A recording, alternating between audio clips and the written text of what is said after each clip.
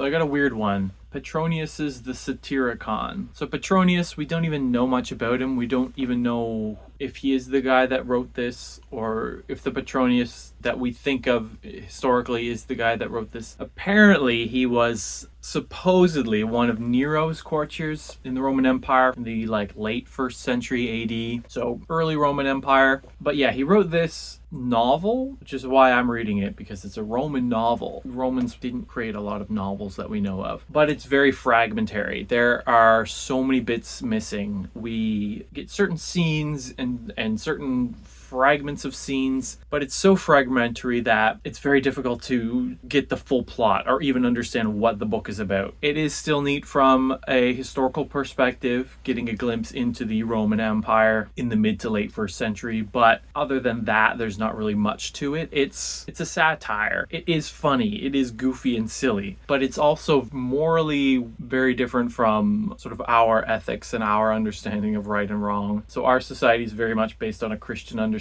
of what's right and what's wrong, and ideas of personal liberty and individual rights and freedoms. The Roman world was not like that. So in this novel, there is slavery, of course, ownership of human beings as property. There's all kinds of sex in this book, and it's a very different world from what our understandings of sex and consent and sexuality and what's right and wrong. And like in this one, bodily autonomy does not exist, consent does not exist. People are being what we would describe as being assaulted, being touched and penetrated and exposed publicly, privately, children, men, women, everyone all together. And there's no sort of right or wrong to it. It's just sort of another aspect of human life. Now, this is a satire, so a lot of it is, I imagine, really played up as a joke. But people are used and abused sexually, and it's treated as if it's just a minor inconvenience, and they go about their day, and it's sort of played up for laughs, which is very strange to read, let me tell you. In terms of the plot, it involves this guy Encolpius and his teenage boyfriend Giton, who Giton's I guess, super cute and super desirable. I think he's described as being around 16, and everyone in the book seems to want him. There's all kinds of issues with Encolpius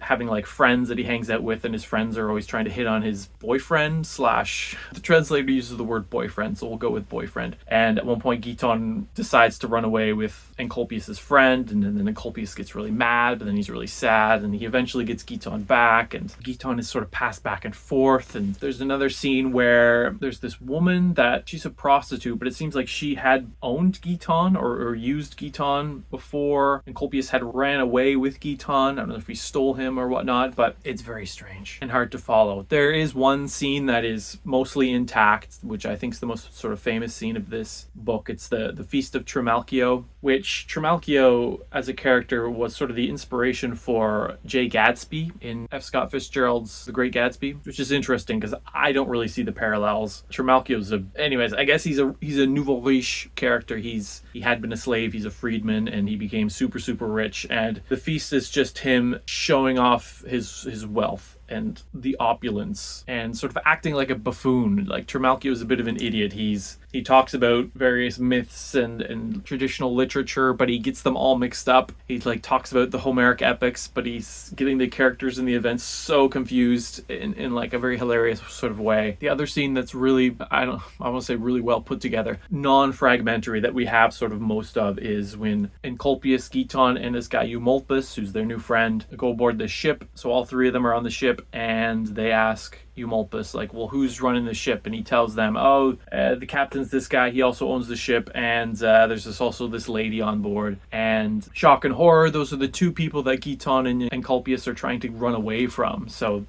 they're suddenly trapped on this ship with the people who are trying to track them down. And so Eumolpus has the idea of, we'll shave your heads and we'll paint and ink brands on your head so it looks like you runaway slaves and no one will ever know. So they do this, they shave their heads and their eyebrows in the dead of night. But someone else on the ship catches them, and it's supposedly bad luck to cut hair at night on a ship. And so the captain's alerted, brings the two people out, has them whipped, and as they're crying out, they recognize their voice, and this is Encolpius and Giton, the people we've been looking for. And so there's a huge fight, which ends when Giton threatens to cut off his genitalia with a razor. And because he's a sex symbol, I guess, and this is the last thing they want. They all agree to terms and come to a truce and are sort of all friends again. But the joke is that the razor that he's going to use is this sort of a fake razor that apprentices use to practice shaving so they don't accidentally cut someone's throat. It's like this dull razor. It's the same razor that earlier Giton had used to sort of fake his own suicide when people were arguing over him again. So he like pretended to cut his throat and fell down, but of course he didn't actually die. Another strange thing about this is that it's prose, but there is verse within it. There's a lot of verse written within it. There's